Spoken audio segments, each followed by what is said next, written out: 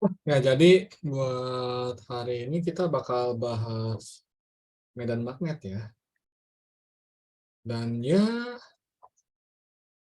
seperti biasa, ya kayak di medan listrik lah bisa dibilang ya. Jadi ada integralnya, terus ntar ada hukum ampernya. Sama kayak di medan listrik, ada integralnya, ada hukum Gaussnya.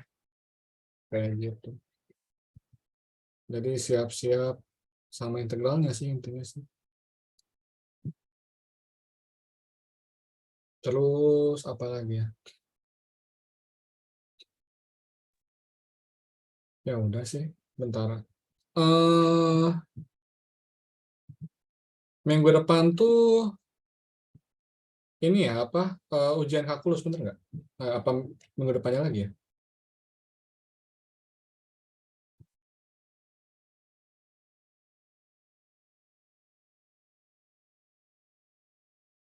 Silabus matematik.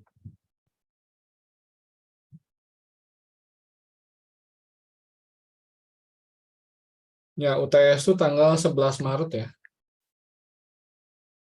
Nah, jadi minggu depan UTS ya, matematik ya. Jadi ntar kalian bisa janjian sama Hanley buat minggu depan bakal gimana, mungkin ada tambah satu pertemuan lagi apa gimana ya. Kayaknya sih paling satu atau dua, let's see. Ya, paling gimana Hanley-nya sih, bisanya dia gimana. Tapi yang jelas minggu depan sudah UTS buat matematik. Itu yang pertama ya, UTS yang pertama, betul nggak? Nggak, oke. Terus apa lagi? Terus habis itu tes fisika 2 minggu kemudian, tanggal 25-nya. Mm. Ya, oke lah. Berarti tanggal 2 kan tanggal 11 matematik, tanggal 25 fisika, tanggal 18 kimia berarti. Gitu. Coba dicek. Benar nggak?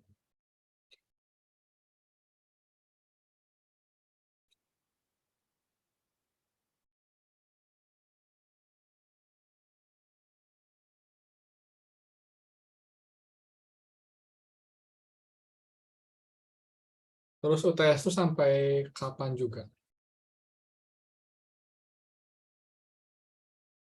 Tanggal 4 PSTH apa? PSTH? Pengenalan, oh pengenalan sekolah teknologi hayati bukan? Oh pengantar sains. Kok bukan pengenalan ya? Kayak PSTH matematik, tanggal 12 kimia, tanggal 25 fisika ya benar lah. Dua kan kayak gitu. Nah, oke lah. Oke, ya udah ngobrol-ngobrolnya cuma buat pemanasan aja dulu. Ya jadi buat fisika tuh kita materinya masih ada ya 1, 2, 3, 4 pertemuan lagi. Harusnya pas ya benar. Ya 1, 2, 3.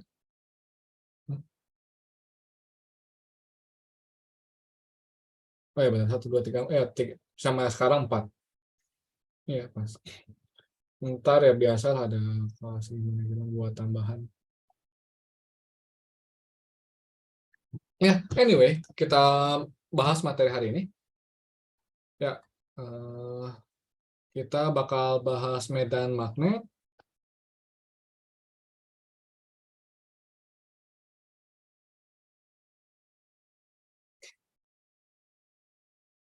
Cuman 3 bagian aja, tidak nggak banyak ya.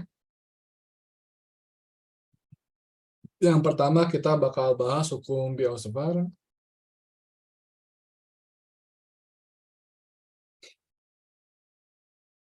terus akan bakal bahas hukum Ampere,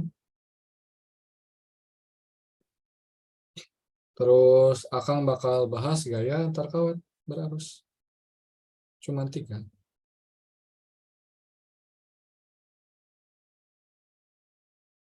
Nah, di mana hukum Biot-Savart ini kita bakal bahas dua hal. Yang pertama tuh kawat lurus sama kawat melingkar.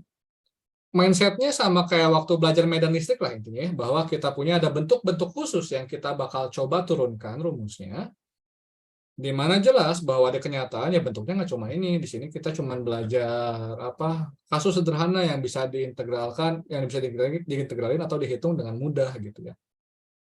Mudah tuh relatif dengan real ya, karena mungkin kalian lihat ini susah kan ngitungnya. Ya tapi itu tuh yang bisa dihitung emang yang bentuknya ini doang masalahnya tuh. Yang lain tuh harus pakai komputer. Terus kalau hukum ampere kita bakal bahas dua. Ada solenoida sama toroida. Sebenarnya kawat lurus juga sih. Kawat lurus, panjang, terus solenoida sama toroida.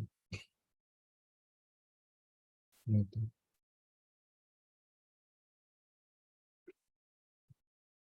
Gaya antar kawat berarus yang sejajar sebenarnya lengkap sih harusnya gitu. Nah, gitu. Ya ini materi kita hari ini. Jadi pertama kita bakal bahas hukum Biot-Savart. Hukum Biot-Savart itu apa? Basically gimana caranya kita ngitung medan magnet dengan menggunakan integral. Ya, ekivalen dengan bagaimana kita ngitung medan integral pakai di medan listrik gitu. Hukum ampere tuh kayak hukum Gauss. Jadi kalau kalian sudah familiar dengan hukum Gauss, maka di hukum ampere ini kurang lebih sama. Oke. Terus kita juga bakal bahas gaya antar kawat berarus yang sejajar. Nah ini gampang yang nomor 3. Yang hukum Biot-Savart dulu ya. Hukum Biot-Savart.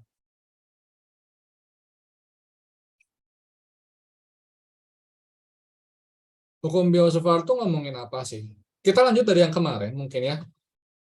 Kemarin kita cuma ngomongin bagaimana medan magnet berinteraksi dengan muatan yang bergerak atau kawat berarus, gitu kan ya. Medan magnetnya dari mana kita nggak bahas. Kita cuma bilang bahwa di sini ada daerah bermedan magnet. Nah sekarang kita ngomongin sumbernya. Di mana yang kita bahas sumbernya yang sederhana bisa dihitung di TPB adalah medan magnet yang bersumber dari kawat berarus. Yaitu hukum yang mendasari apa ya? Hukum yang menjelaskan medan magnet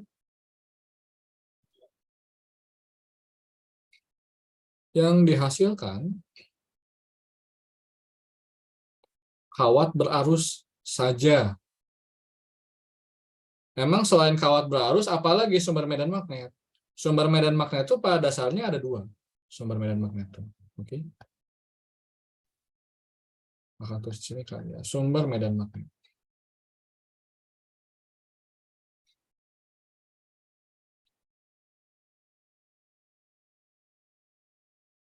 Sumber medan magnet itu yang pertama adalah 3, bisa dibilang ada 3.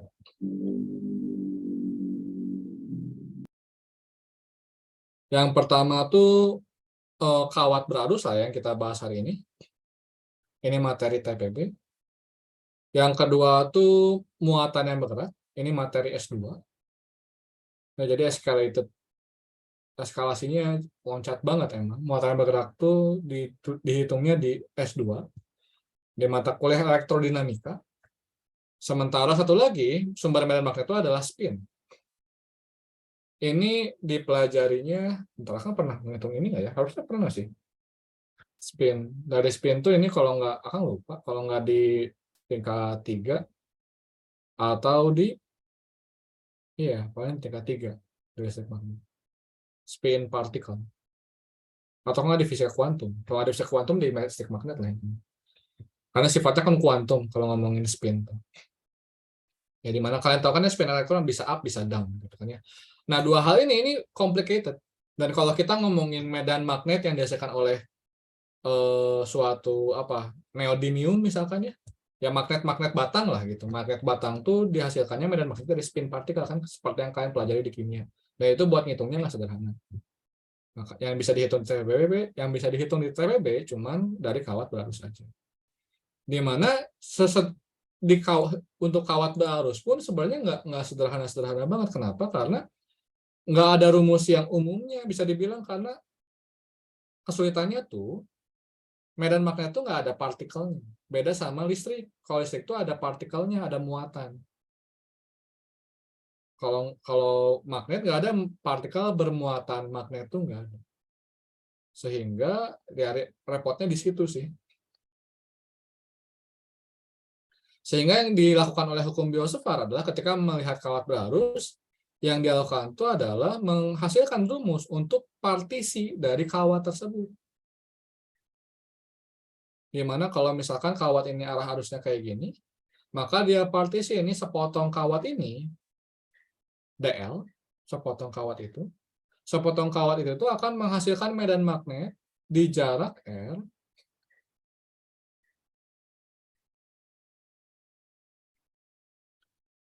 sebesar dB.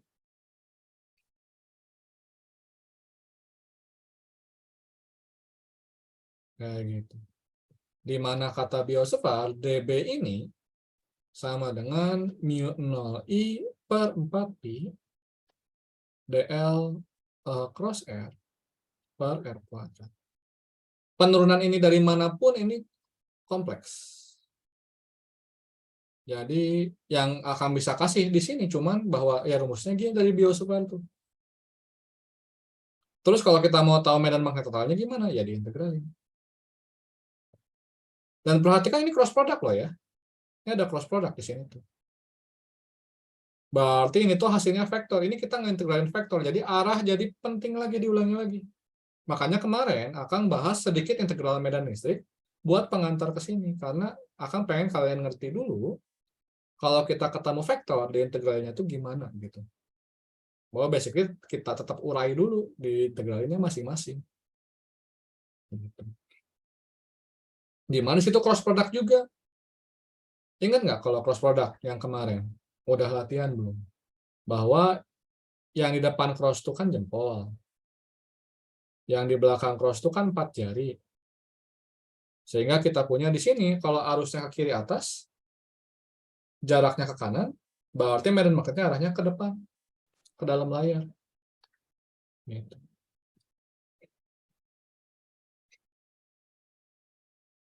Nah, itu arah medan magnetnya. Nah, jadi kita bisa melihat di sini bahwa untuk menghitung medan magnet dari kawat berarus itu memang tidak mudah. Ya, bahwa kita harus ngelihat cross produknya kayak gimana.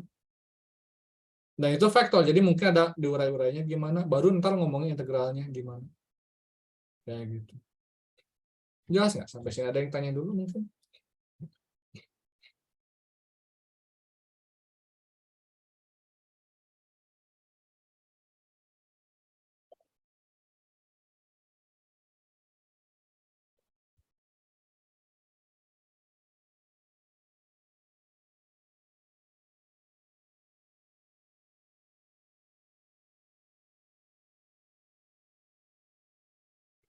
Nggak ada?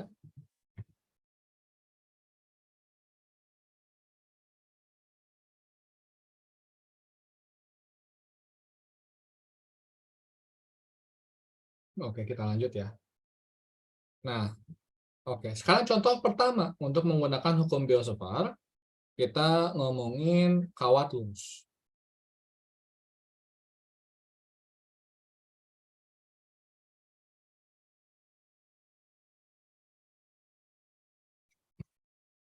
Nah, ini kita punya kawat lurusnya ini pendek ya. Jadi kita punya sebuah kawat lurus dengan panjang L.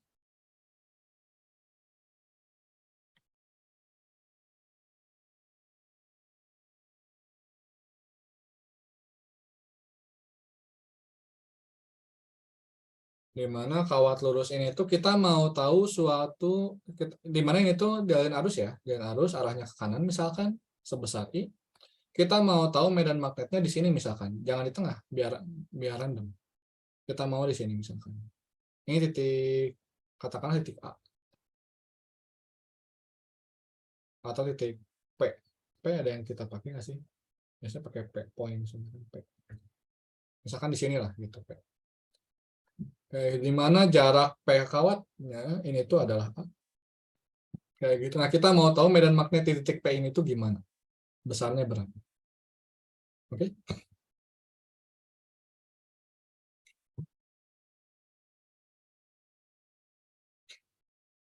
Nah, cara ngerjainnya gimana? Caranya, akan di sini pertama kamu bikin kerangka acuan dulu. Kerangka acuannya akan pilih, itu tuh kayak gini. Oke. Ini. Dimana ini akan namain jadi minus L1 di kiri. Ini L2 di kanan plus ya. Atau jangan gitu deh. Mungkin akan ambil ini koordinat ya.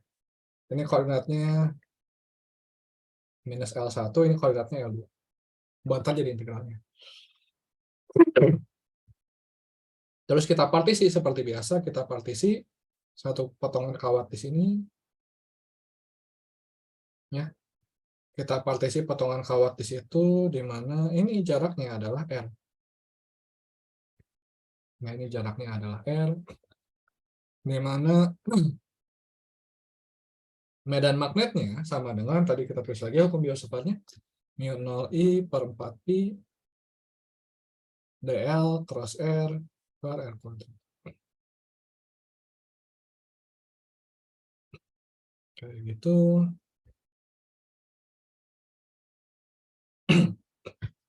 Oke. Nah, sekarang kita integralin. Pertama kita lihat dulu hasil cross produknya. Hasil cross produknya, biar kita mau tahu arahnya dulu, maka hasil cross produknya di sini itu kan arah arusnya ke kanan. Bentar, ini mungkin akan hapus. Soalnya kan R itu harus ada arahnya ya, lupa. Ini vektor ya. Nah, ini R. Ini vektor R. Nah, gitu. Arah arusnya ke kanan. Diulangi lagi. Kalian kalau nggak ngerti aturan tangan kanannya bilang ya, kita akan bisa ulangin lagi. Soalnya dari pertemuan sebelumnya kalian masih banyak yang bingung kemarin tuh. Jempol itu kan arusnya ke kanan. 4 jarinya itu adalah R, R-nya kanan bawah. Berarti tangannya kan kayak gini. Berarti kita punya medan magnetnya masuk. Tapi kan itu hanya untuk komponen arus yang di sini. Tapi kita bisa lihat bahwa tangan kita, kalau misalkan arusnya makin lama makin kanan, R-nya kan jadi ke bawah. Terus gitu, kebayang nggak? Bahwa misalkan kita ngomongin arusnya di sini. Arusnya di sini pun R-nya kan ke sini. Misalkan ya. Maka arusnya ke sini, R-nya ke sini, tetap masuk juga arahnya. Jadi arahnya nggak berubah. Karena arahnya nggak pernah berubah dari ujung kiri ke ujung kanan, berarti kita bisa simpulin arahnya ya. Bahwa arahnya tuh selalu cross medan magnetnya tuh. Karena kita udah tahu arahnya, berarti tinggal ngitung besarnya. Sampai situ jelas nggak? Coba. Ada yang tanya. Ngerti nggak?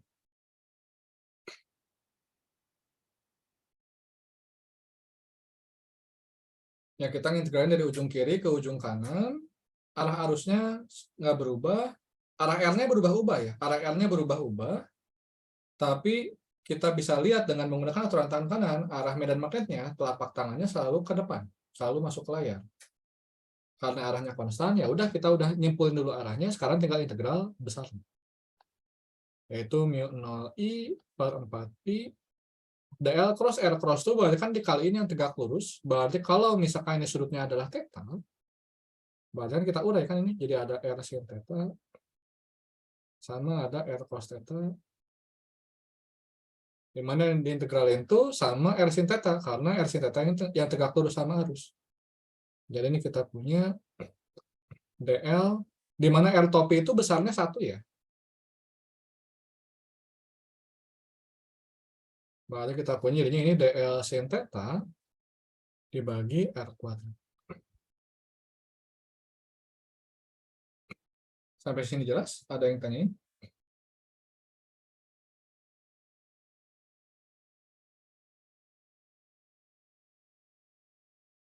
Ya, per stepnya akan pengen kalian coba pahamin ya. Yang konstan kita keluarin mu 0, I, 4Pi, konstan semua. Jadi sisanya tinggal integral dl sin theta per R kuadrat. Nah, kita lihat di sini bahwa DL berubah jelas ya itu D-nya. Sin theta, tetanya berubah, sudutnya kebayang nggak? R tuh jaraknya ini berubah-ubah juga jaraknya. Jadi ini tiga-tiganya berubah semua. Jelas ya bahwa di integral variabelnya harus sama. Jadi kita harus samain dulu variabelnya dengan menghubungkan satu dengan yang lainnya. Nah, trik bukan bisa idenya adalah namanya ide kan ya ini akan juga taunya kalau dikasih tahu nuruninnya bahwa oh caranya gini. Intinya pakai substitusi kan ya. Kebayang kan kalau kita ngomongin teknik integral itu masanya ke ide. Kepikiran atau enggak caranya gimana? Ini juga masalah ke ide bahwa ide yang dilakukan oleh orang yang nurunin ini adalah yang kita pilih buat disamain variabel jadi theta semua. Kalau kita mau ubah jadi theta semua, berarti sin theta tetap didiemin ya. Sekarang kita mau ngubah R supaya jadi theta. Supaya dapat R dihubungin sama theta, kalau kita integralinnya sama L, ya atau sama X gitu mungkin. Ini jadi dx mungkin. Soalnya ini sumbu X nih. Akan ubah jadi dx tadi. Ini ada L. Ini di sini nggak apa-apa dl.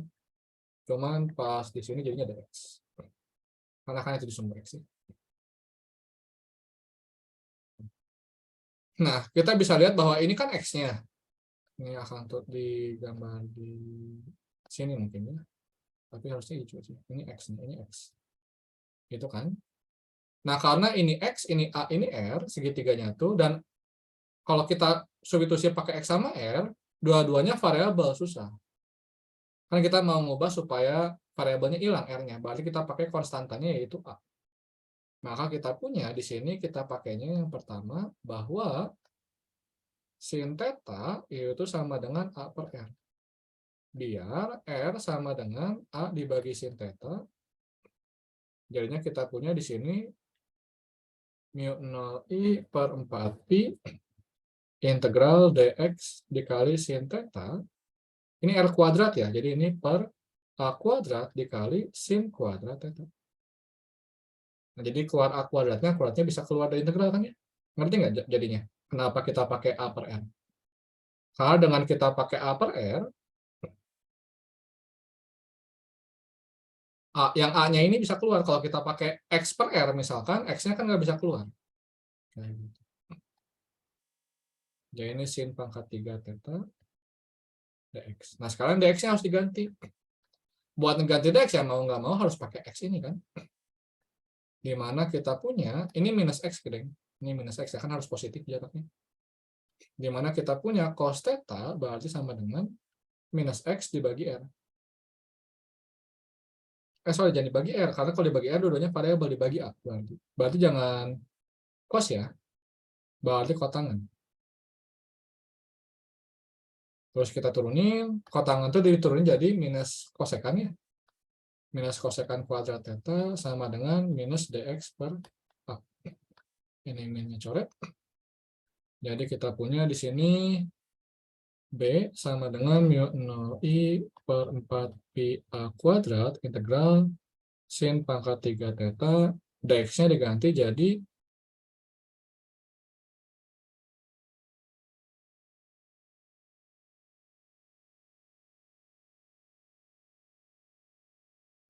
A dikali kosekan kuadrat theta.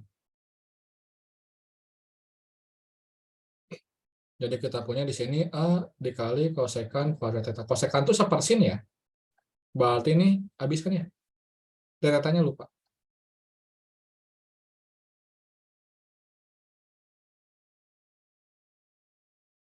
Terus kita juga punya ini A ini sama A yang ini hilang juga. Jadi kita punya di sini B-nya sama dengan mu 0 I per 4 pi A. Bentar, ini tadi asalnya variabelnya dx, akan menulis batasnya. Batasnya berarti dari minus L1 ya, sampai L2. Ini juga dari minus L1 sampai L2. Nah, tapi akan ubah kan jadi dari theta 1, belum, di sini masih minus L1 sampai minus L2, di sini jadi theta 1 sampai theta 2. Theta satunya yang mana? Theta satunya berarti yang ini, sudut yang ini, theta 1. Ntar dia akan gambar lagi. Berarti kita punya integral theta 1 sampai theta 2 sin theta theta. Jadi medan magnetnya sama dengan mu 0 I per 4 pi A integral sin theta minus cos theta 1 sampai theta 2, berarti medan magnetnya sama dengan mu 0 I per 4 pi A dikali minus cos theta 2 minus kali minus jadi plus cos theta 1. Ya.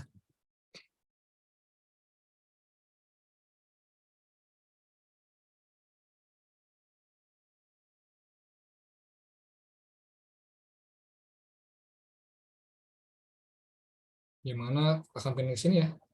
Paham gambar lagi. Ini titiknya di sini.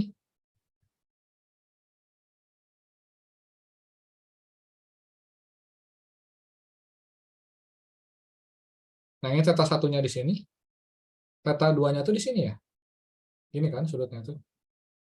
Nah, ini akan ganti ya. Ini akan ganti jadi alfa. Ini akan pakai beta di sini. Sehingga kita punya medan magnetnya di titik P sama dengan mu 0 I per 4 pi A. Gimana A-nya tuh ini? Dikali cos theta 1 jadi cos alfa. Sementara kita punya karena beta sama dengan theta 2 benar yang beta. Beta sama dengan 180 derajat minus theta 2, berarti cos beta sama dengan cos 180 min theta 2, berarti cos beta sama dengan minus cos theta 2. Berarti minus cos theta 2 ini tuh sama dengan cos beta. Nah, ini adalah medan magnet yang dihasilkan oleh kawat lurus.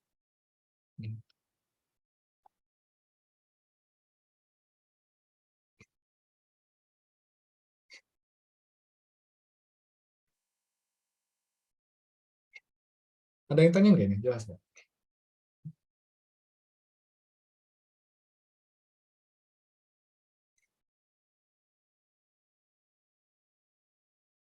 Kang, mau tanya Kang, yang kotangan Ya, min X per A itu min X-nya dapat dari mana ya?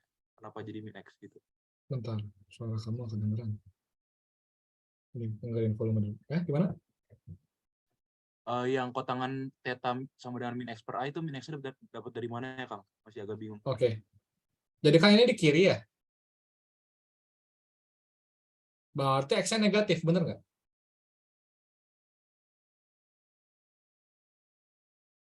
Kebayang nggak? Karena ini kan kerangka koordinat kan? Berarti kan kalau di sini 1, 2, 3, berarti ini kan min 1, min 2, min 3, min 4 gitu kan. Berarti jarak ini kan 4. 4 tuh berarti kan minus dari minus 4, minus X. Kebayang nggak? Bayang Kang, berarti yang garis yang di P itu di titik 0,0 gitu? Ya, betul. Enggak, ini nggak 0,0. Ini 0, A. Oke, oke. Ya. Ya, 0, minus A, sorry. Kan di bawah ya. Tergantung sih sumbu Y-nya arahnya kemana sih, akan belum ngomongin gitu. Tapi yang intinya kayak gitu lah kira-kira. Itu yang ngomongin koordinatnya, jadi di sini 0-nya akan gini, ini Y-nya, ini X-nya, jadi 0,0 di sini. Nah, di sini 0,0, makanya kiri itu jarak ini itu minus X. Karena ini koordinatnya, ya ini X, gitu kan. X,0. Ini minus X, jarak kalinya negatif, gitu lagi. Ada lagi yang tanya?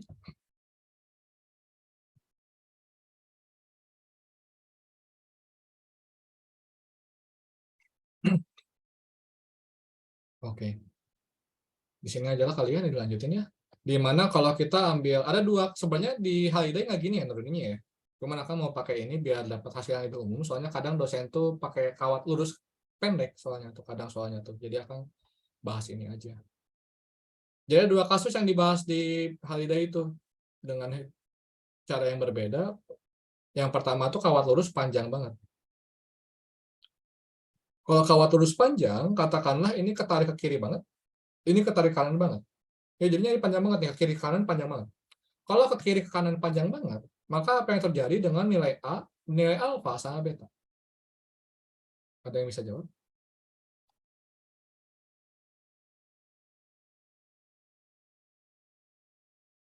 Titiknya di sini.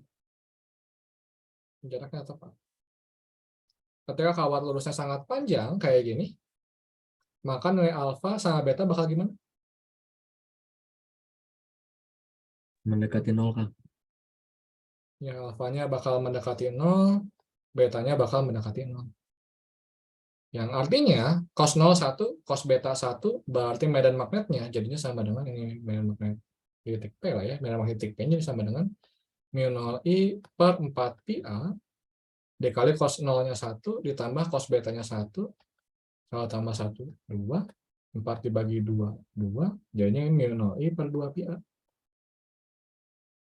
Yang lebih sering dipakai inilah ya. Sama satu lagi itu kalau misalkan kawat lurus panjang di ujung. Ini kan kalau di tengah ya. Ini di tengah. Gimana kalau di ujung? Jadi misalkan kawatnya tuh lurusnya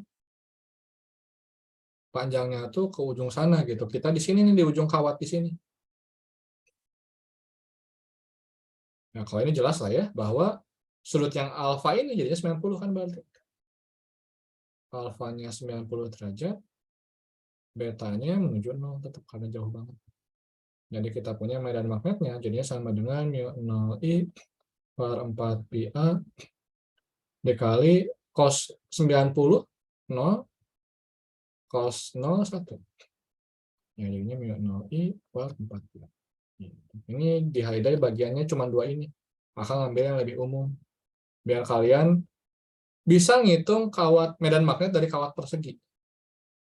Bisa kalian coba hitung sendiri. Di pusat aja.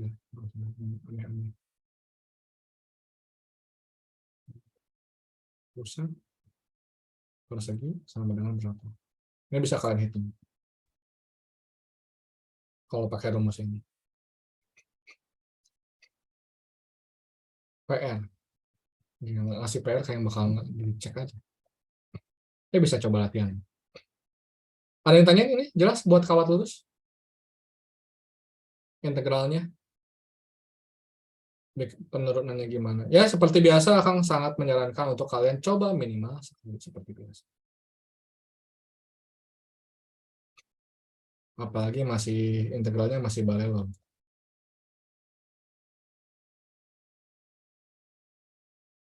Oke, kalau nggak kita lanjut. Sekarang kawat melingkar.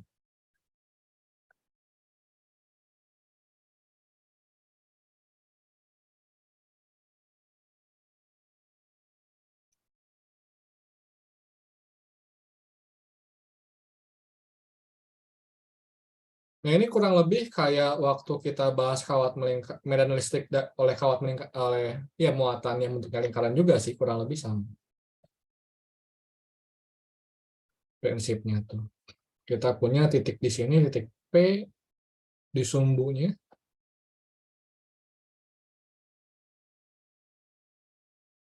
Ini sumbu itu pusat lingkarannya. Di mana ini jari-jarinya adalah R. Terus kita punya ini jaraknya adalah Z biasanya tuh dipakainya tuh. Soalnya ini sumbu XY ini biasanya. Terus arah arusnya kayak gini. Seperti biasa kita partisi dulu, kita akan pakai partisi yang di sini. Ini DL-nya. Kalau DL-nya di situ, maka kita punya R-nya, ini R-nya berarti ya.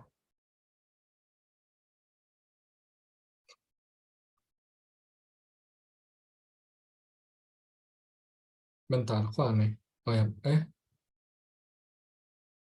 bentar. Oh salah, kenapa DL-nya ke situ arahnya? Kan ini muternya gitu. Pantesan kok bingung. Nggak sesuai dengan yang akan bayangin. Sini ada harusnya.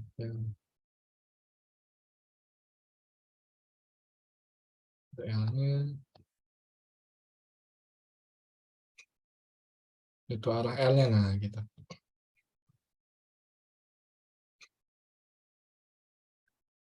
Nah, kalau misalkan DL sama R-nya kayak gini, berarti arah medan magnetnya gimana? Ini bisa nggak?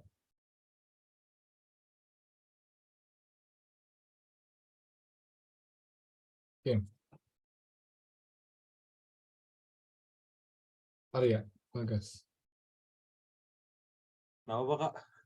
Kang, Ya. Ya itu kalau misalkan kayak gini, arah medan magnetnya kamu bisa nentuin nggak?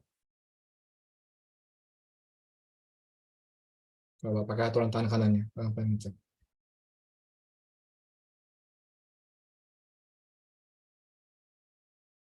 Kiri, kanan, atas, bawah, kiri atas, kanan bawah, kiri bawah.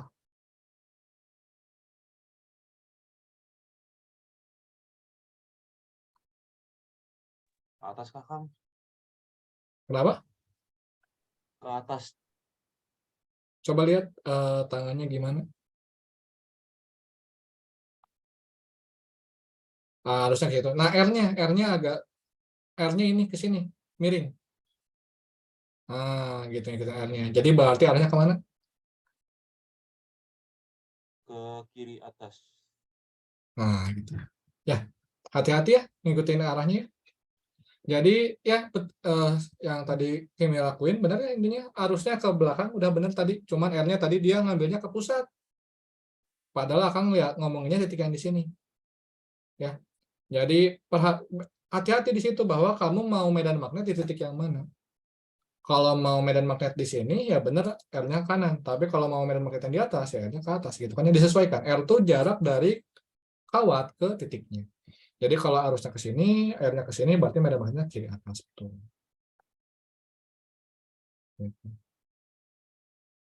Itu medan magnetnya. Nah, dan kita bisa lihat arusnya muter arahnya.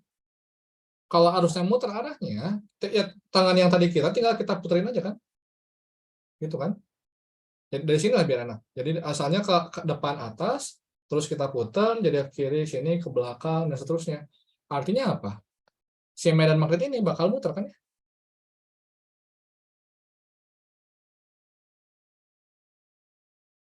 Gitu kan? Nggak bentuk kerucut lagi. Dan kalau nggak bentuk kerucut, diapain ya? Ingat nggak? Yang apa namanya yang kayak di ke tengah gitu semuanya jadi 0. Ya, ya diurai lah. Kata Maksudnya kuncinya yang sebenarnya diurai diurai dulu dulu. ya, diurai dulu. Ya gitu. Kata kuncinya sebenarnya diurai. Tapi akan ngerti maksud kamu. Cuman biasanya nyebutin keyword pentingnya itu diurai dulu. Nah pas diurai, bisa yang ke tengah emang ya gitu. Yang ke bawahnya itu 0. Jadi kita urai akan pakai sudutnya yang inilah misalkan ya ini akan pakai sudutnya let's say alpha gitu. Maka di sini kita punya ya juga alpha berarti ya. Berarti yang ke atas ini itu ini db cos alpha, sementara yang kanan sini ini db sin alpha. Dan kita bisa tulis di sini kan ya, integral db sin alpha ini bakal sama dengan 0 kan ya, karena berputar kan vektornya. Sebenarnya nggak bisa ditulis gini sih, harus ada vektornya sih, gimana nulisnya nggak akan tahu kemudian tuh. Karena db sin alpha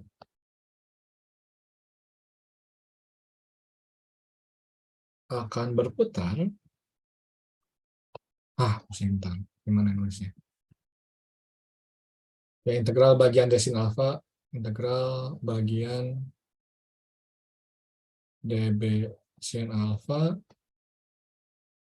sama dengan 0 karena vektornya berputar dan saling menghilangkan.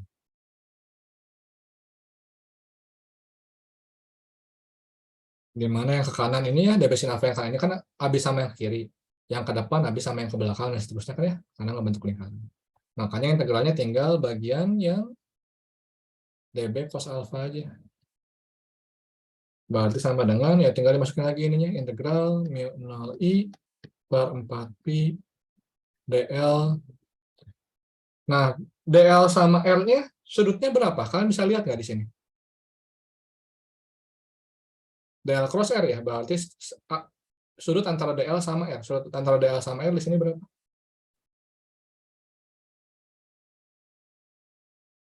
atau perlu kita state sebagai variabel nggak? Atau kita tahu besarnya?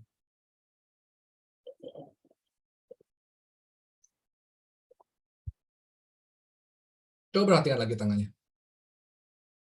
Max bisa jawab nggak? Berapa sudutnya? Kalau nggak dibantu pakai tangan. Sudut antara apa sama apa, Kang? DL sama R. DL sama R. 90 min alfa. Enggak ya? Coba pakai tangannya. Tangannya gimana? DL-nya kemana? Sana. R-nya? Ya. Sudutnya lihat.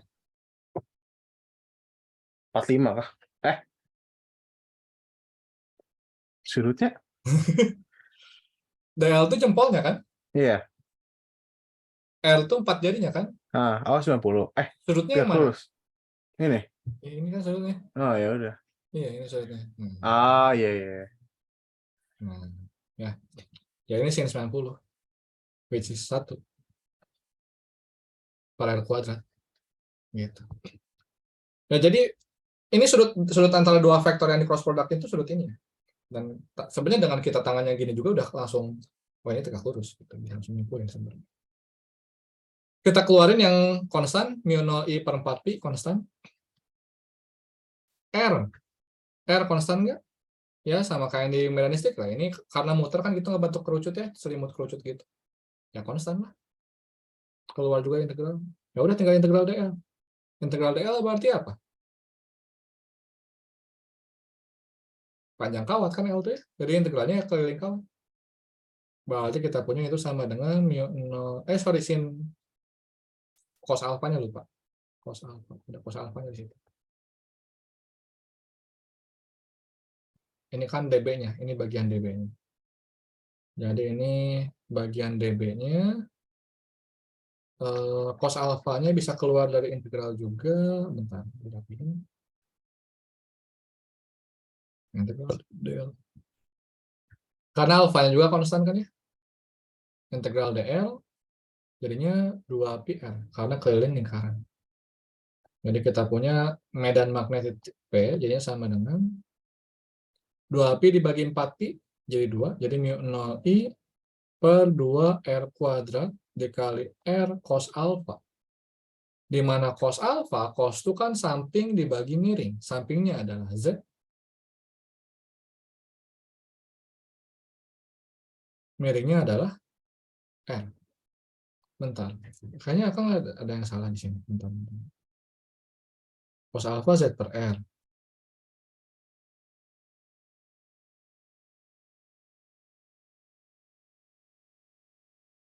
Bentar. Harusnya ini R kuadrat. Harusnya itu ini R kuadrat.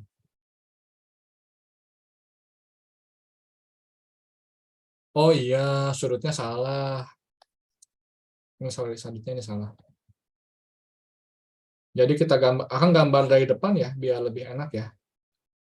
Bentar, ini harusnya dB cos, ini dB sin. Karena kita punya bahwa ini kan Z, gitu kan. Terus kita punya ini R.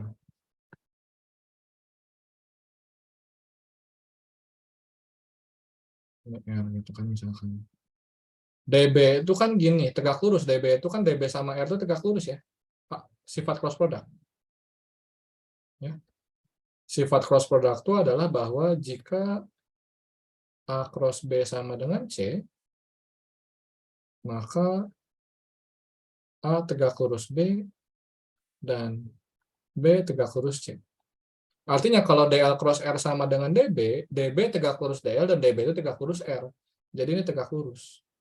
Sehingga kalau misalkan kita punya ini sudutnya adalah alfa, maka yang alfa lagi itu di sini kan ya. Makanya ini DB cos alfa bagian sini. Bagian yang ini DB sin alfa.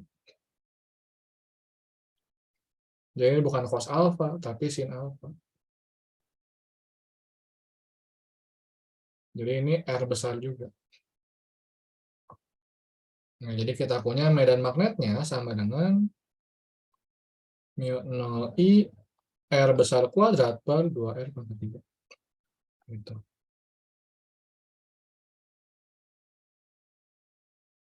Kalau ada N lilitan kawat gimana kan? Tinggal dikali N.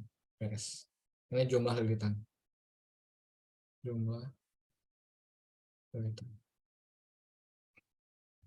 Jelas? Ada yang tanya?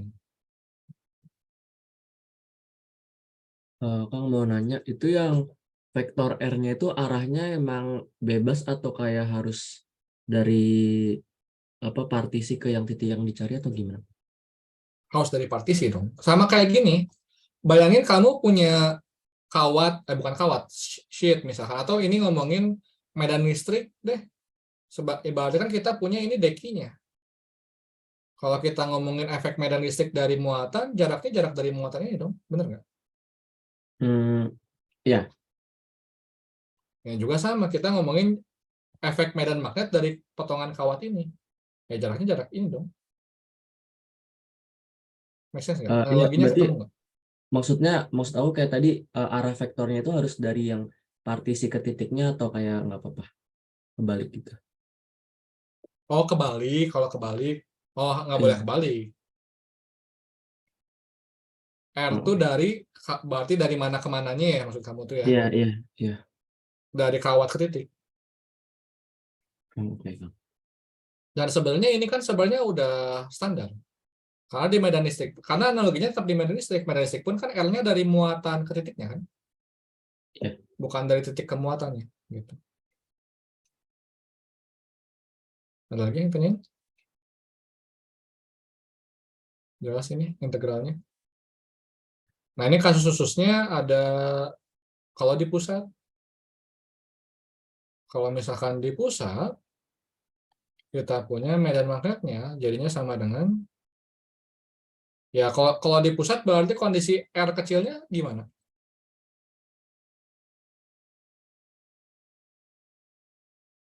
Di pusat. Di pusat itu kan berarti kita ngomongin di sini kan? Ketika di sini berarti nilai R kecilnya, nilai R besar kan jadi jari. Jadi kita bisa lihat ya, maksudnya kan gini. Ketika titiknya diubah-ubah, maka jelas kita bisa ngelihat jari-jari lingkarannya akan pernah berubah. Yang berubah itu jarak ini kan, jarak dari kawat ke titiknya kan. Berarti kalau misalnya kita ngomongin titiknya di pusat lingkaran, berarti R kecilnya jadi apa nilainya?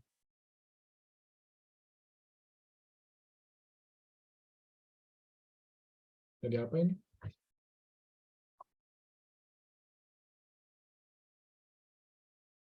Dari besar, Kang. Ya, jadi R besar. Jadi kita punya medan magnetnya sama dengan N mu 0 I, bentar, pakai warna biru dulu. Jadi medan magnetnya sama dengan N mu 0 I R kuadrat per 2R pangkat 3. Salah. Ya, 2. Yang bawahnya R juga, R besar. Jadi yang dicoret. Jadi kita punya medan magnet di pusat, N dikali mu 0 I per 2R. Ada yang tanya sampai sini? Jelasin. Sebelum kita coba deeper lagi pemahamannya. Boleh lihat Oke, bagian sekarang gimana? Oh, ya boleh. Udah? Ya. Oke. Nah, sekarang kita coba deeper lagi ya. This one level deeper lah, bisa dibilang analisisnya. Gimana sekarang kalau kita ngomongin di pusat, oke, tapi setengah lingkaran. Ini kan full lingkarannya ya. Ini kan full lingkarannya. Kalau misalkan kita ngomonginnya setengah lingkaran, gimana kira-kira jadinya?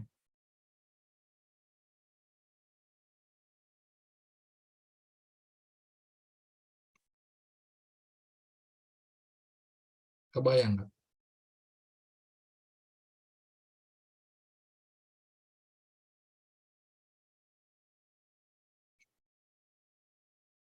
Mungkin pertanyaan akan lebih spesifikin lagi. Kita bisa pakai rumus ini nggak? Bisa, Kang. Bisa. N-nya berarti berapa?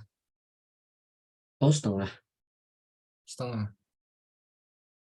Nah, sekarang akan tanya lagi. Kalau misalkan kayak gini bentuknya, lingkarannya setengah juga ini ya. Lingkarannya setengah juga, katakanlah. Tapi di atas ini. Bisa pakai rumus ini nggak, N-nya setengah?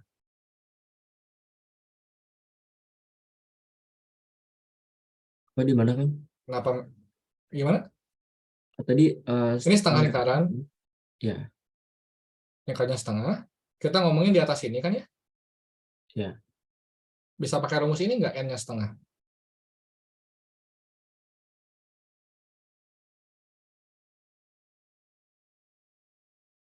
Max bilang nggak bisa. Kenapa Max?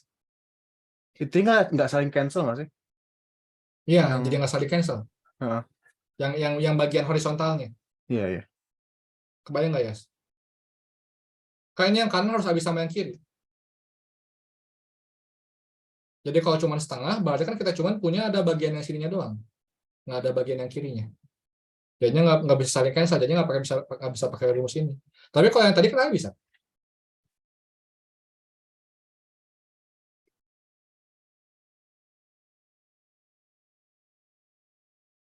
DB-nya arahnya kemana? Masuk kan? Ya. Perlu saling cancel nggak buat muter ini? Nggak perlu. Arahnya sama, masuk terus. Ya. Jadi, pemahamannya adalah kalau kita ngomongin partial circle atau semicircle disebutnya, ini kita bisa pakai kalau semicircle. Jadi dalam artian mau berapa n-nya bisa setengah, sepertiga, bahkan pi pun ya bisa sebenarnya itu kan ya. 3,14 lingkaran gitu misalkan. Karena ya nggak butuh saling cancel. Tapi kalau misalnya yang ini, yang itu nggak bisa. Kalau yang ini harus integer. Karena harus full. Kalau nggak full ada yang hilang. Nggak bisa saling cancel, which means si medan magnetnya bakal miring jadinya kan ya. Ada dua komponen. Ada komponen yang kanan, ada komponen yang ke atas yang harus dihitung dua-duanya. Kayak gitu.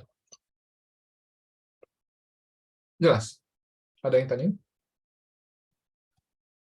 Repot ya integral vektor kan ya?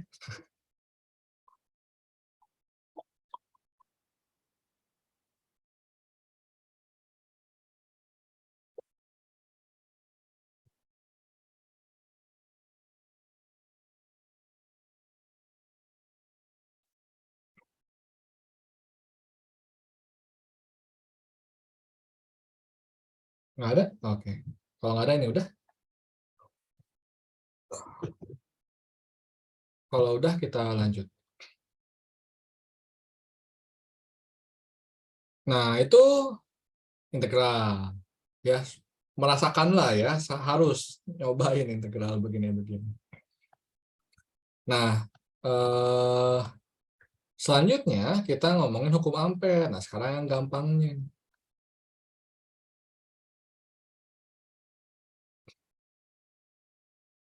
Hukum Ampere ya kayak hukum Gauss intinya. Ya, bahwa kita punya, akan nulis hukum Gauss itu apa ya, bentar. Ya, intinya biar lebih gampang lah ngitungnya, tapi harus simetrinya tinggi kan? Kira-kira gitu. Ya kan ngasih penjelasan hukum Gauss. Gimana hukum Ampere? Intinya kalau tulis saja rumusnya integral tertutup seperti biasa dari B dot dl sama dengan mu 0 I enclosed per epsilon 0.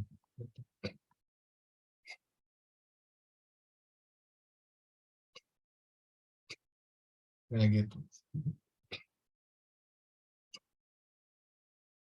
Nah, di mana integral tertutupnya? Perhatikan ini dl ya. Ini panjang, bukan luas. Kan kalau kita ngebandingin sama Gauss, integral dari E dot dA sama dengan Q enclosed per epsilon 0, this is area.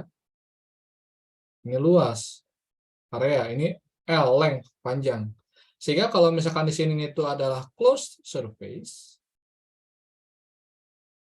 maka di sini itu adalah closed loop. Kayak gitu. Dan prinsipnya sama. Jadi kita bikin Amperian loop. Kalau di sini kan kita ngomongin ada Gaussian surface. Jadi kalau misalkan kita punya hukum Gauss tuh, yaitu adalah stepnya 3 kan, ya akan tulis lagi aja kali ya, buat sekali review. Pertama kan kita buat Gaussian surface. Terus hitung fluxnya dari key enclosed gitu kan. Terus yang ketiga bongkar si integral tertutup dari E dot dA-nya gitu kan, step-stepnya tuh kemarin tuh. Nah, kira-kira yang juga sama, bahwa kalau kita ngomongin hukum Ampere, maka stepnya itu adalah pertama ya buat Amperian loop. Jadi kalau ini permukaan tertutup, kalau ini loop tertutup ya, yang disebut dengan Amperian loop. Terus yang kedua kita di sini nggak ada flux ya, ini nggak ngitung flux. Karena flux itu harus ngelewatin luas. Ini kita ngomongin medan magnet di suatu panjang. Jadi kita yang di sini ya dihitungnya adalah ya arus enclosed-nya. Ya kenapa ini ada epsilon O-nya, sorry. Terus yang ketiga ya kita bongkar si integralnya.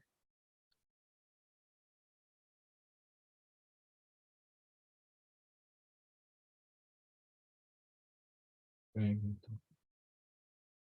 Contohnya yang pertama. Langsung aja contoh di sini cepat soalnya. Di mana kalau kita ngomongin kawat lurus panjang.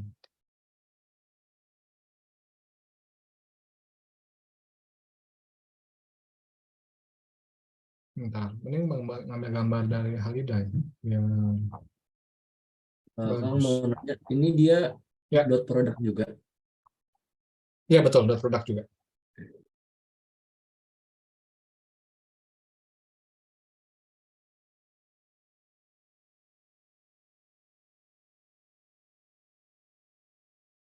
Nah, yang bagus.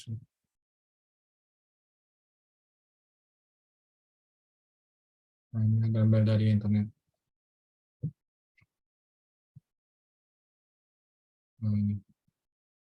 Nah, kayak gini jadinya.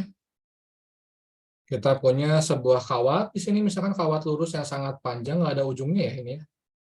Juga nggak ada ujungnya gitu ya ceritanya. Kawat lurus panjangnya itu kita pertama bikin Amperian loop di sini. Di mana Amperian loop-nya ada arah L-nya, arah loop-nya. Ini arah loop ya, bukan arah arus. Hati-hati. Ini udah beda. Ini DL tuh DL buat loop-nya. Sama kayak A itu kan A dari Gaussian surface, ini L tuh L buat Amperian loop-nya. Kita warna biru deh, biar beda. Di mana arah Amperian loop pakai aturan tangan kanan, aturan Scrooge. Jadi kalau arusnya ke kanan kayak di situ, maka Amperian loop-nya tuh muternya kayak gini. Ya, pakai aturan Scrooge. Makanya di sini kita punya kayak gini, ini arah loop sebenarnya tuh. Yang kemudian memang jadi arah medan magnetnya. Terus ya udah deh. Berarti kalau itu step satunya udah, Amperian loop-nya gimana? Terus kita punya step 2-nya hitung IN plus-nya. Di dalam sini arusnya adalah I. Ini kan arus yang ngelewatin loop-nya ini kan. Semuanya. I gitu. Terus kita pakai integral B dot TL deh. Integral B dot TL-nya ini nggak usah dibongkar. Karena nggak ada yang perlu dibongkar di sini. Jadi ya langsung aja integral B dot TL-nya. Karena B-nya konstan, jaraknya sama semua dari loop-nya. Ya ini bisa jadi gini kan. B dikali integral DL sama dengan integral DL-nya ini kawat melingkar. Ini jarak jari-jarinya adalah A, katakanlah. Berarti jadinya B dikali ke lingkarannya 2pi A. Sama dengan I, mu 0-nya lupa. Jadi kita punya medan magnet oleh kawat lurus panjang sama dengan mu 0 I per 2pi A. Yang nilainya sama dengan yang kita hitung di awal. Ini. Sama kan ya? Kayak gitu. Lebih cepat jelas. Karena simetri tinggi ngapain kita pakai integral? Mending pakai hukum Ampere. Ya, ada yang tanyain nggak ini? Jelas nggak? Yang sederhana dulu. Kang tadi bentuk Amperian loop-nya gimana, Kang? Nah, jadi ampere loop itu kan intinya loop yang tertutup aja. Loop yang tertutup tuh berarti kan sebenarnya bisa macam-macam ya. Intinya harus nutup aja. Mau gimana pun, pokoknya asal nutup jadi ampere loop sebenarnya tuh. Gaussian survey juga kan sebenarnya permukaan tertutup. Permukaan tertutupnya bisa apa aja, betul nggak? Iya. Cuman kemarin kita bacanya di silinder, gitu kan? Iya. Nah, kalau misalkan di sini kita punya ampere loop-nya yang ngikutin simetri kawatnya lingkaran jadinya kayak gini.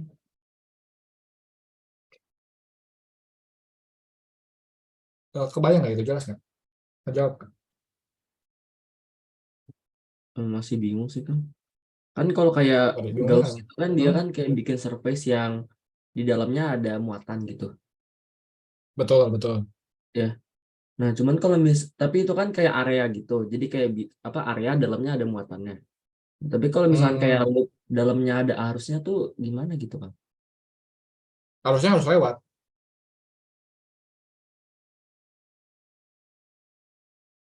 Jadi kan kita punya harusnya kayak gini. Iya, Gambar lagi di sini ya. iya. Kita nggak mungkin bikin gini. Hmm. Kita mau harusnya ngelewatin si loop-nya. Loop tuh maksudnya Kita kayak mau garis lingkarannya atau kayak apa? Bagian gimana? Bingung aku. garis lingkarannya. Jadi kan kalau misalkan ini kawatnya, nih style Ya, apa style pena kan ini kawatnya. ya. Kalau kita bikin gini kan ini nggak lewat dia.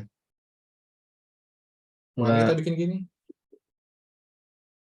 Biar arusnya lewat gitu masuk, nembus. Oh, oke, oke, oke, oke.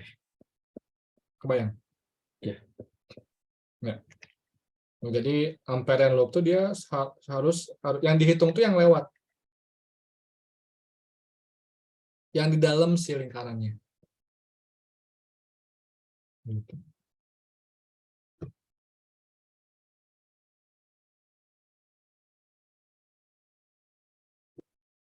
Harus tegak lurus nggak ya?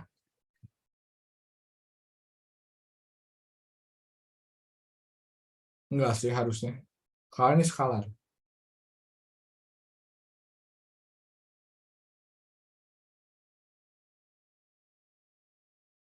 Kang mau nanya Kang. Ya, Itu berarti itu tuh B itu besar arus di lingkaran itu. besar medan magnet. Besar dari magnet di lingkaran itu. Ya, Jadi di ya, semua titik lingkaran itu besarnya B gitu. Besarnya ya betul. segitu. Oh, oke oke. Dan pasti sama semua kan ya karena simetri kan ya. Makanya ini bisa keluar dari integralnya. Satu lagi.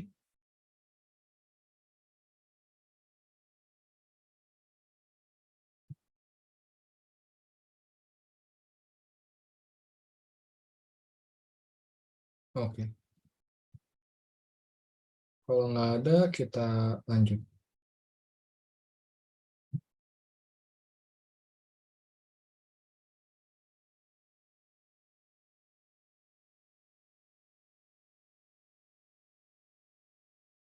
Nah, sekarang gimana kalau misalkan, ini kan tadi kita cuma ngebandingin sama yang tadi ya. Jadi sebenarnya yang ini tuh sebenarnya lebih tepat gambarnya sama yang ini doang sih. Gitu, sebenarnya tuh. Karena kita nggak ngelihat kawatnya tuh sebagai yang punya apa namanya tuh dimensi bisa dibilang. Jadi dianggap satu dimensi aja kan gitu. Ini ampere yang.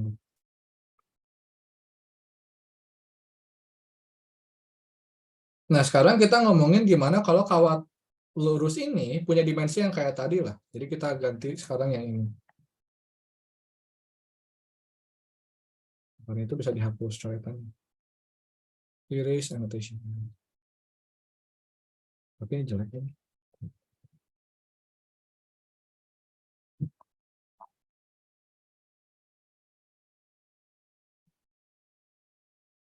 Gambar sendiri aja lah.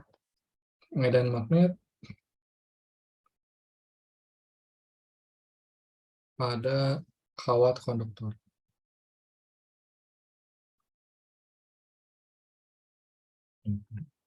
Gimana yang tadi? Kita pakai lagi. Gimana jadi punya dimensi ya yang kamu bahas sekarang? Karena punya dimensi, jadinya kita tertarik tuh sama dua hal. Medan magnet di dalam kawatnya, sama medan magnet di luar kawatnya. Walaupun medan magnet di luar kawat sebenarnya udah solve ya tadi ya sebenarnya ya. Tapi kita belum ngomong ini medan magnet dalam kawatnya gimana. Basically this is kayak hukum Gauss buat spherical, buat sphere sih sebenarnya sih, buat bola. Kurang lebih gitu. Cuman di sini kita punya, karena ini konduktor, kan kita punya arusnya tuh ngelewatin di setiap lingkarannya. Jadi kalau misalkan akan ambil medan magnetnya di dalam kayak gini, ya, ini tuh ada arus yang keluar ini tuh ya, ini arusnya dot ya, ini tuh dot. Ini sebenarnya tuh ada arus yang keluar di setiap bagiannya, kalian ini konduktor, paham nggak? Beda sama isolator. Kalau isolator, yang terjadi itu adalah bahwa arus yang keluar itu bisa beda-beda kerapatannya. Atau mungkin akan bisa bilang gitu ya. Apa yang ngebedain konduktor sama isolator kalau kita ngomongin arus yang lewat? Kalau konduktor, yang terjadi itu adalah kerapatan arusnya bakal konstan. Atau homogen, bukan konstan. Paham nggak maksudnya, Kang? Diulangi lagi ya mungkin ya. Bahwa kalau kalian ingat di hukum Gauss, bedanya konduktor sama isolator apa? Kalau misalkan konduktor di dalam si bolanya atau di dalam konduktornya muatannya bakal nol, ya nggak? Kalau isolator muat di dalamnya muatannya nggak nol. Distribusinya gimana? Distribusinya nggak tahu. Antara ditanyain atau diketahui. Biasanya ke situ arahnya.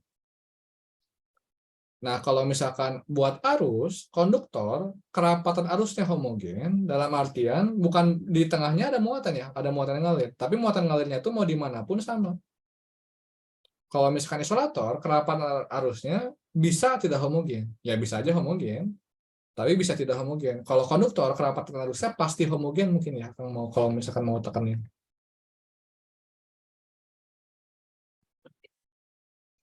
Yang artinya kita punya kerapatan arusnya jadinya sama dengan I per A gitu. Ini konstan. Sehingga kalau kita mau ngitung ampere si hukum ampere dari sini, maka yang itu kan integral B dot dl sama dengan mu 0 I enclosed. Maka I enclosed-nya bakal jadi sama dengan J dikali A. A-nya A dari ini ya. A dari sini, ini A-nya. Karena kerapatan arus itu kan kerapatan, atau akan tulis I kecil lah. I kecil itu kan berarti sama dengan ya kerapatannya dikali luasnya kan. Paham nggak maksudnya? Berarti kita punya di sini B dikali integral dl. Dotnya hilang ya, diulangi. Akang kayaknya belum pernah bahas itu. Dotnya hilang ya, karena B sama L selalu searah sih sebenarnya tuh di sini tuh. Terus juga kita punya, karena kita tahu simetrinya ya, terus kita punya bahwa ya integral tertutup dari dl, ya integral dl aja sama aja. Jadi ini mu 0, J-nya berarti I per A besarnya adalah pi R kuadrat, ini J-nya, dikali A-nya, luas amperian loop-nya adalah pi R kuadrat. Ini ngerti nggak? Ini luas totalnya. Ini luas dari amperian loop.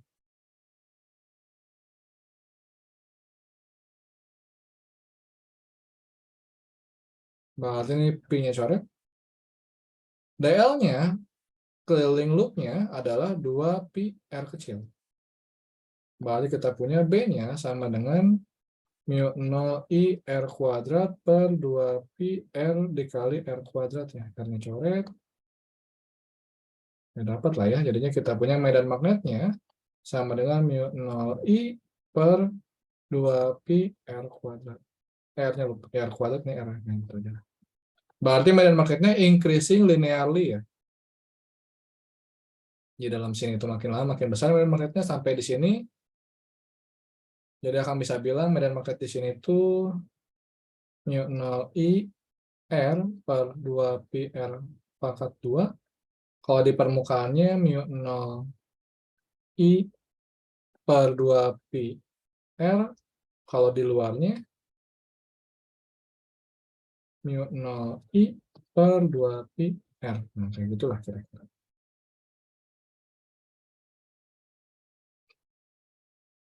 Ada yang tanya nggak? Jelas nggak? Ya kurang lebih sama kayak hukum Gauss di bola lah prinsipnya tuh. Ya jadi kalau kalian paham hukum Gauss ke hukum Ampere harusnya nggak masalah. Harusnya.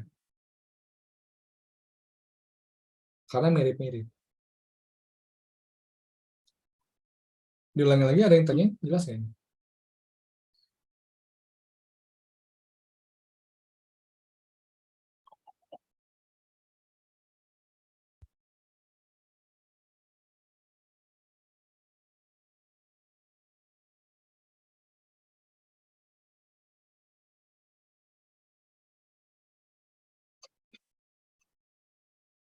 Nggak ada?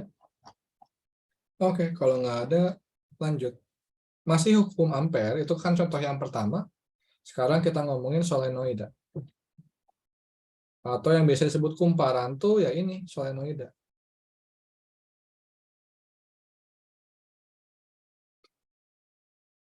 Di mana solenoida tuh, ya ini gambar solenoida. Susah gambar, jadi akan ambil dari Haidai aja. Ini solenoida. Ya, lilitan kawat kayak gitu. Kalau misalkan mau lihat gambar aslinya,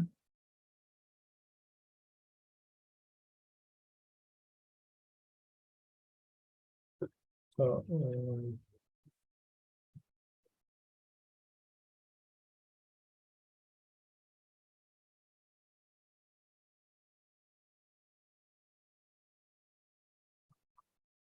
bentar.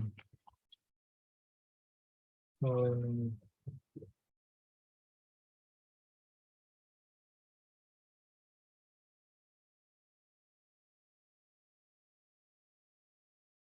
Nah, ini gambar aslinya. Ini intinya kumparan. Ya, lilitan kawat lah intinya, solenoida itu.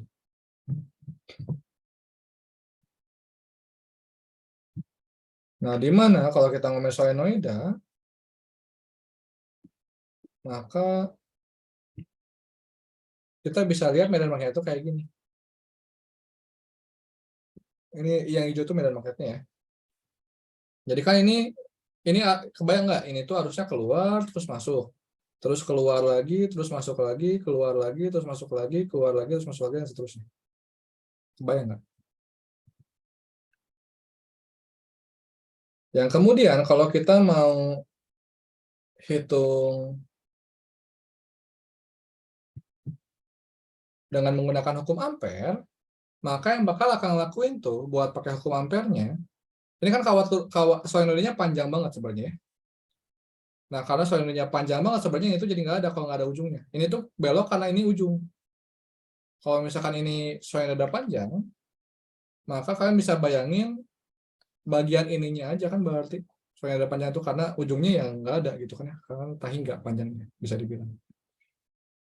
Nah, ketika itu terjadi, maka kita bisa bikin Amperian loop-nya ya di sini aja.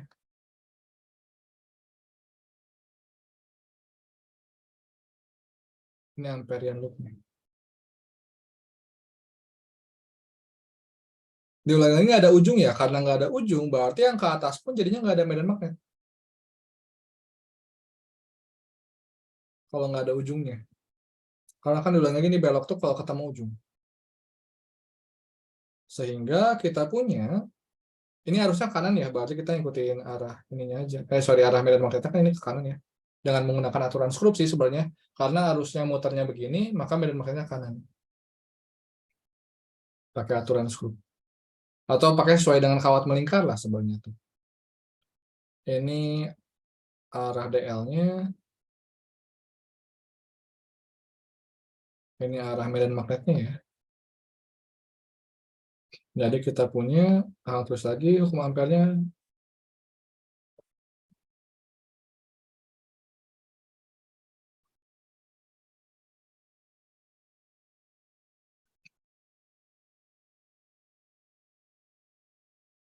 Karena B-nya cuma di sini, sebenarnya dibongkar ya. Ada B1 di sini, ada B2, B3, dan B4.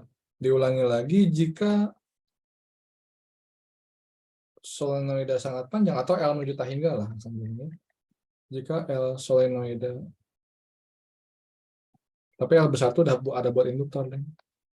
Jika L solenoida menuju tahingga, maka B2, B3, dan B4 sama dengan 0.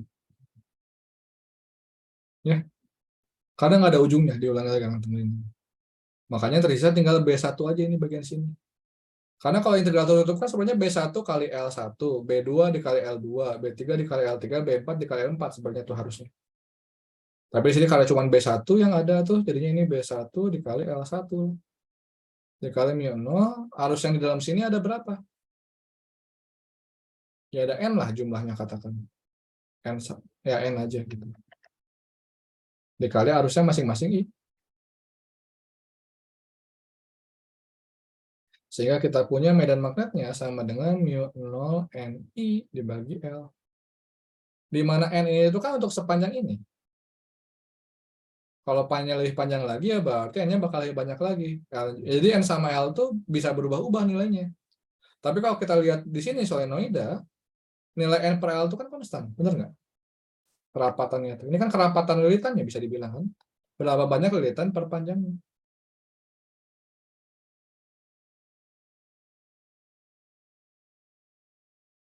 Makanya rumus solenoida yaitu bukan berdasarkan panjang solenoidanya, tapi berdasarkan kerapatannya. μ0 NI. Tapi diulangi lagi, ini hanya bisa dipakai kalau kita ngomongin solenoida panjang. Sebenarnya ini juga udah bisa dipakai rumus ini itu, tapi berarti ya kita ngomongin di sini lah, di pusatnya lah. Karena kita bisa lihat kalau udah ngomongin yang ujung-ujung sini udah mulai ada yang belok, sehingga rumus ini udah nggak berlaku lagi jadinya. Ada koreksi lah bisa dibilang. Gitu. Ada yang tanya nggak itu? Jelas nggak? Tadi kenapa jadi B2, B3, B4-nya 0 kan? B2 itu kan kalau ada yang ke atas itu kan ada di sini ya, kecil ya. Oh iya. B4 juga ada tapi kecil ya. Heeh. Nah, kalau B3 itu bakal muncul kalau misalkan dia belok. Oke. Bayangin Ya. ini panjang banget. Kalau misalkan panjang banget berarti kan makin ngawang gitu. Kebayang. Kalau nggak ada ujungnya dia akan belok-belok kan, bener? Atau gitu aja mungkin akan bilangnya. B3 tuh kayak kalau digambar ini yang paling atasnya itu. Yang ini yang mana aja sebenarnya tuh. Akan nggak bilang ini panjangnya berapa. Yang ini bisa, yang ini bisa.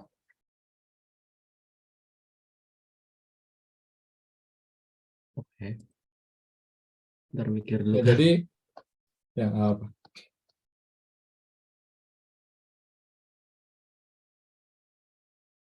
Bahwa semakin panjang itu kita tarik, maka si yang atasnya tuh dia bakal makin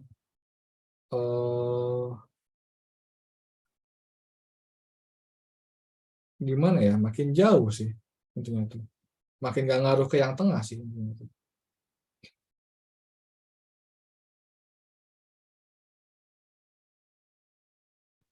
Atau ya pada akhirnya kalau misalnya ini nggak ada ujungnya, gini terus kan ya, berarti yang atas ini bakal ada nggak? Nggak akan ada. Jadi yang kayak Karena kan ini harus bulat-bulat belok nih. aja ya, Kang. Kenapa? Jadi yang kayak bulat-bulatnya gitu aja. Jadi medan magnetnya cuma gini aja di dalamnya sini aja. Kayak ini harus muter. Buat nyampe ke atas itu kan harus muter. Iya. Karena nggak ada ujungnya, jadi nggak muter-muter kan, maju aja terus. Oh iya iya. Kayak gitu. Kalau yang Jelas ini B2 asumsi ya, B4-nya itu kayak nge-cancel gitu Kang, apa karena gimana? kecil. Oh, Eh, nggak cancel. Kenapa? Karena kalau kita ngomongin dot produknya, yang ini kan positif. ya. Yang ini positif juga, karena yang kita jumlahin dot produknya, bukan vektornya, bukan medan magnetnya. Jadi nggak saling cancel. Oh, oh iya deh. Tapi kecil. Kita bisa lihat di sini kecil. Kayak apa siapa? Dan sama juga sebenarnya tuh intinya kalau kita ngomongin yang di sini tuh bahwa bakal ada nilainya kalau ada ujungnya sih pada akhirnya tuh. Kalau nggak ada ujungnya tuh ya nggak akan ada medan magnet di situ. Jadi kalau misalkan kita lihat gambarnya satu lagi ya di Halliday, di kondisi yang sangat ideal, ketika solenoidnya panjangnya tak hingga, maka ini yang bakal terjadi itu bentuknya. Ini perbandingan yang real sama yang ideal, sama yang kita asumsiin. Di sini lah mungkin ya. Apa ini gini jadi gambar ini. Gitu.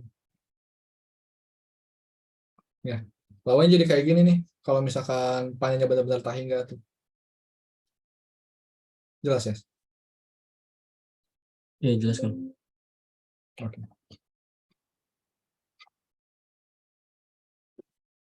Nah, satu lagi toroida. Toroida di sini aja lah biar cepet.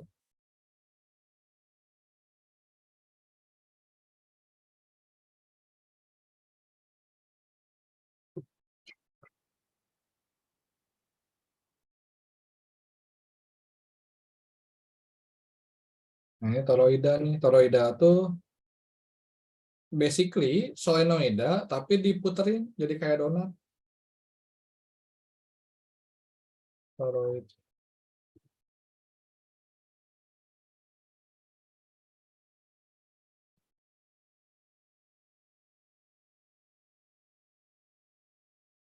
Mana gambarnya nggak muncul.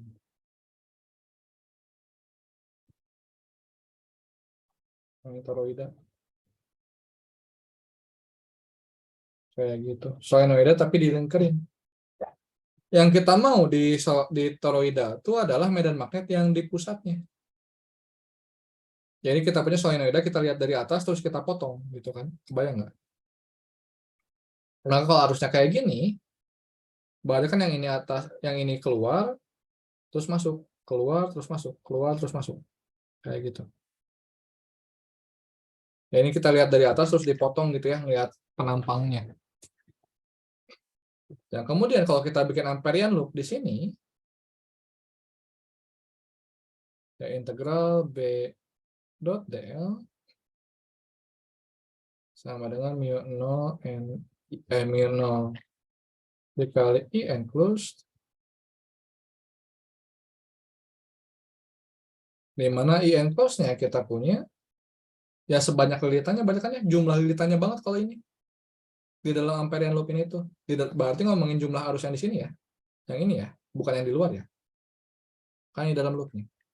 Berarti yang di dalam sini jumlah arusnya adalah n ya dikali I. Berarti B dikali integral dl sama dengan mu 0 ni, di mana integral dl-nya ya ke lingkaran 2πr gitu, atau sebenarnya 2πr kecil ya, kita PR kecil. Jadi kita punya medan magnetnya sama dengan mu 0 ni per 2πr, di mana R-nya itu jarak dari pusat ke Amperian loop. Jadi kita bisa lihat di sini ini berubah-ubah ya berarti nilainya ya, nilai medan magnetnya. Gitu deh. Hukum Ampere. Ada yang tanya gitu, jelas ya?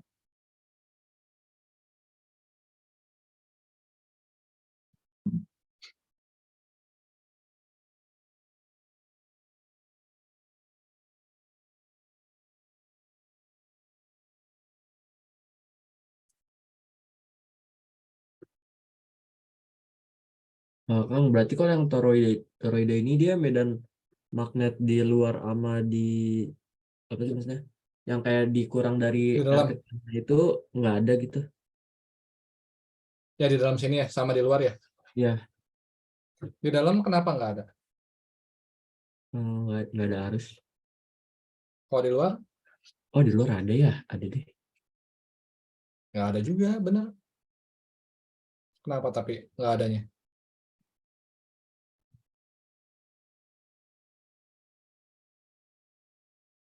So, Karena kita ya, ngomongin enclosed. ya, Jumlah arus yang dilingkupi, jumlah arus yang dilingkupinya 0. 0. Kenapa? Soalnya ini apa dia keluar masuk gitu. Iya, berlawanan. Oh, Ya ini kan keluar, terus masuk lagi, keluar, terus masuk lagi. Jadi arahnya berlawanan kan ya? Jelas nggak mungkin dong kita nge-treatnya nilainya sama, yang keluar sama yang arahnya berlawanan ini. Jadi kalau kita bilang satu positif, satu lagi negatif dong jadinya. Jadi medan magnet di luar sama di dalamnya yang betul. Ada lagi yang tanya? Jelas?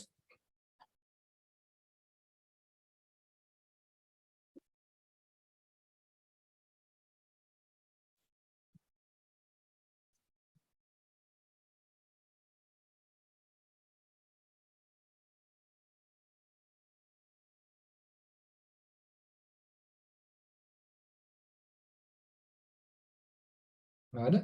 Oke, kalau nggak ada, terakhir kita ngomongin gaya magnet antara dua kawat lurus. Ini cepat sih.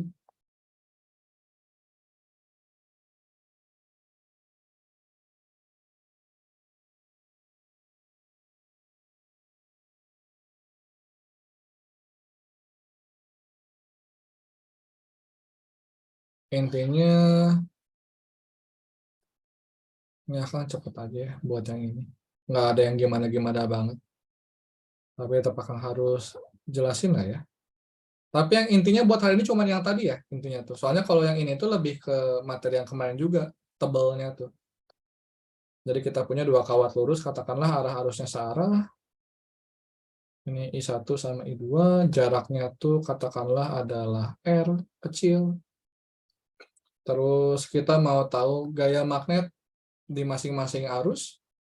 Kita mau tahu gaya magnet di arus pertama, misalkan gaya magnet di arus pertama, rumusnya itu kan I1 dikali L1 di cross medan magnet yang bekerja pada kawat pertama karena kawat kedua. Gitu kan, ini gaya magnet yang kita bahas minggu kemarin.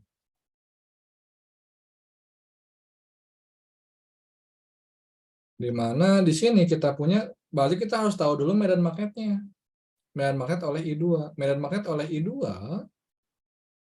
kita udah ngomongin kawat lurus panjang. Kawat lurus panjang itu tadi kita udah bahas μ0 I per 2 pi R. Dimana karena I2 sebagai sumber, maka ini arusnya I2 juga.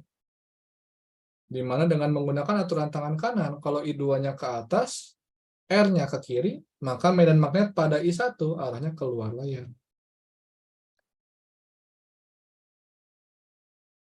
Ini B1 dulu. Bentar, sampai sini jelas nggak? Ada yang tanya dulu nggak?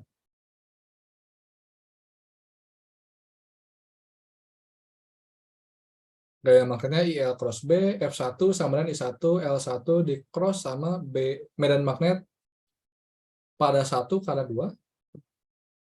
Medan magnet pada kawat pertama karena kawat kedua, ini kita udah hitung dengan menggunakan integral, udah dihitung, dengan menggunakan hukum ampere, udah dihitung, ini rumusnya. Karena sumbernya I2, ini I2. Arahnya hati-hati pakai aturan tangan kanan, jempolnya arus, R-nya 4 jari, maka medan magnetnya arahnya keluar, B1 dulu. Berarti dengan aturan tangan kanan lagi buat nentuin arah gaya magnetnya, arah arusnya ke atas, gaya magnet, medan magnetnya keluar, berarti gaya magnetnya ke kanan. Jadi kita punya gaya magnet kawat pertama arahnya ke kanan. Yang kalau kita hitung besarnya, maka F1 sama dengan I1 L1 dikali μ0 I2 per 2 pi R. Biasanya yang kita mau tahu tuh gaya magnet persatuan panjang, karena panjangnya tak hingga. Jadi yang lebih kita tertarik itu F per L seperti itu. Yang nilainya μ0 I1 I2 per 2PR jadinya. Dan kalian bisa coba hitung juga I2 yang nilainya bakal sama. Dengan arahnya berlawanan ya, karena aksi reaksi. Kayak gitu. Dimana kita bisa lihat berarti kesimpulannya, bahwa kalau misalkan arusnya searah, bakal tarik-menarik.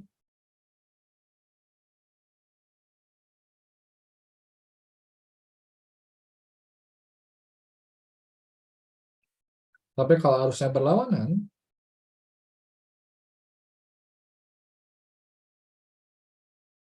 jadinya tolak-menolak.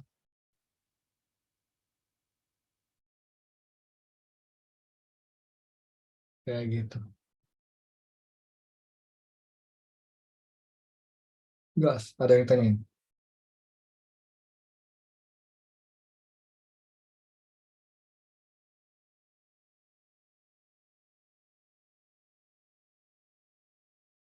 Nggak ada? Kalau nggak ada itu paling buat hari ini. Mungkin terakhir buat sekedar mikir lah ya. Kan kita punya kawat berarus tuh, anggaplah ini kan arus tuh kita pakai konvensi bahwa arus tuh gerakan muatan positif ya kan ya. Ini cuma sekedar akan pengen kalian paham logikanya di sini bahwa ada sesuatu yang bisa kita pikirin coba lebih dalam. Arus itu arah muatan positif, berarti kita punya di sini muatan positif sama muatan positif yang bergerak kayak gini, saling tarik menarik, benar nggak jadinya? Setuju nggak? Kita punya ini aliran muatan positif, ini ada aliran muatan positif, tarik menarik. Oke. Oke. Nah sekarang gimana kalau kita ganti ini jadi sebuah partikel? Katakanlah kita punya proton, kita juga punya proton, oke. Dua-duanya bergerak dengan kecepatan yang sama. Oke. Apa yang akan terjadi? Tarik menarik atau tolak menolak? Ya, tarik menarik tolak menolak. Nebak aja. Menurut kamu, gut feeling. Harusnya sih tolak. Kayaknya kalau aku kebayangnya tolak menolak sih kan. Kenapa nggak tarik menarik? Soalnya di sini kan kita lihat ada medan magnet segala macam jadi tarik menarik. Soalnya dia muatannya sama. Di sini juga muatannya sama, positif. Gimana, Max? Mungkin Menurut gayanya kamu gimana? pasti kan apa gimana nggak tahu. Coba kalau dari Max. Nggak tahu kan. Ya kamu pikirin apa ya? Kamu pikirin aja, akan pengen denger aja. Mungkin nggak apa ya, saling cancel Tarik gitu. menarik atau menolak dulu mungkin? Nggak tahu ya. Hmm, Kalau mungkin kita analisis dari gaya listrik, tolak menolak. Kalau kita analisis dari gaya magnet, tarik menarik. Itu kan peluangnya itu. iya. Atau jadi cancel out, terus jadi nggak gimana-gimana. Mungkin bisa gitu. Tapi di sini, kenapa nggak cancel out yang ini? Kayak Ini itu sama banyak ini muatannya. bedanya apa? Itu sih yang jadi problem tuh ya, sebenarnya tuh. Yang bisa akan jawab adalah bahwa, nah ini sesuatu hal yang menarik. Sebab ini trivia aja, bukan trivia juga sih, apa istilahnya? Bahwa yang kemudian nanti kita bahas di materi di gelombang elektromagnetik sebenarnya tuh ya, yang kita bakal bahas di materi terakhir sebelum ujian. Jadi ntar agak jauh buat ngebahas detailnya. Nggak ngebahas detailnya sih, ngebahas apa ya? Nggak, di situ juga nggak terlalu sih. Tapi kita bakal ngebahas di situ lah hubungan medan sama medan magnet. Jadi itu sesuatu hal yang kalian bakal pahami ketika deep dive-nya itu sebenarnya ke teori relativitas khusus. Ternyata diulangi lagi ntar di persamaan Maxwell, kita bakal bahas persamaan Maxwell di tanggal 20 berarti ya, sebelum ujian. Nah, di persamaan Maxwell kita bakal bahas bagaimana medan listrik sama medan magnet itu terhubung. Ya. Nah, di teori relativitas khusus dijelaskan oleh Einstein, ternyata medan listrik dan medan magnet itu adalah two sides of the same coin. Jadi ternyata medan magnet itu medanistik sebenarnya tuh, tapi yang bekerja secara relativistik. Jadi apa yang terjadi di kawat ini? Yang terjadi di kawat ini itu adalah pertama bahwa kawat itu net. Pertama ini kita ngomongin karena gini, kalau kita ngelihat ini ya, kalau kita diam di sini sebagai orang, di sini ada orang juga, antara orang ini sama orang ini ngelihat masing-masing diam, bener nggak? Kan nggak ada gerak relatif, karena bareng-bareng geraknya. Jadi mereka nggak tahu mereka bergerak, maka mereka pasti mikirnya tarik menarik atau tolak menolak. Tolak menolak. Oke. Jadi ngelihatnya dari perspektif bahwa antara yang kiri sama yang kanan mereka nggak tahu masing-masingnya tuh, karena nggak ada, katakanlah nggak ada apapun di alam semesta ini, cuma ada dua partikel ini nggak akan tahu dia tuh bergerak apa diam. Atau bahkan buat mereka tuh ya diam aja sebenarnya tuh, gitu kan. Kalau nggak ada reference kan. Jadi itu bakal tolak menolak, oke? Si kesimpulannya tuh. Nah, terus kesimpulan lanjutannya itu adalah apa yang terjadi dengan gaya magnet sama gaya listrik. Medan magnet itu sebenarnya gimana sih? Atau gaya magnet itu. Yang terjadi itu adalah bahwa ada dilasi kontraksi panjang sebenarnya tuh. Kalau kita punya muatan positif, positif, positif, positif, kan sebenarnya itu ada elektronnya yang gerak tuh ya. Itu ada elektron, elektron, elektron gitu. Nah, kalau misalkan karena kontraksi panjang, maka yang satu tuh bakal jadi lebih panjang daripada yang lain, katakanlah.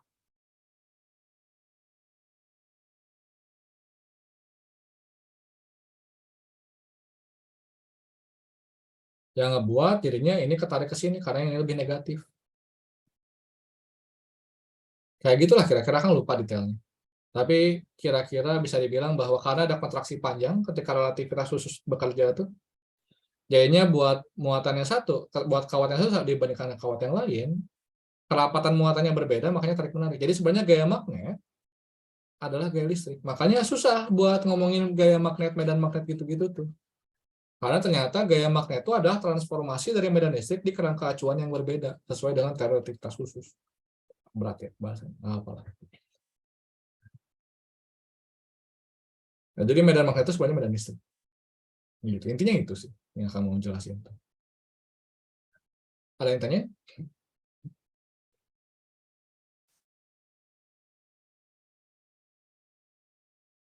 Nggak ada? Kalau nggak ada, ya itu paling dari akan. Jadi kita udah bahas tuh dua hal ini. Yang ketiga mungkin nggak terlalu substansial, tapi perlu kalian pahami, perlu kalian pelajari bentar lah. Bisa langsung ke soal lah buat yang nomor 3 itu sebenarnya. Hal ini tuh yang penting tuh 1 sama 2. Seperti biasa 1 ngomongin integral. Ya pola belajarnya sama kayak di mana sih, kan diulang lagi kan ya, sama ya. Dari integral ke hukum Gauss, yang juga dari integral ke hukum Ampere kayak gitu. Ya, kalau nggak ada yang tanyain lagi dari Akang, sekian dari Akang buat ini. Terima kasih atas perhatiannya. Semoga sehat-sehat selalu semuanya. Wassalamualaikum warahmatullahi wabarakatuh. Selamat malam. Makasih, Kang. Makasih, Kak. Ya.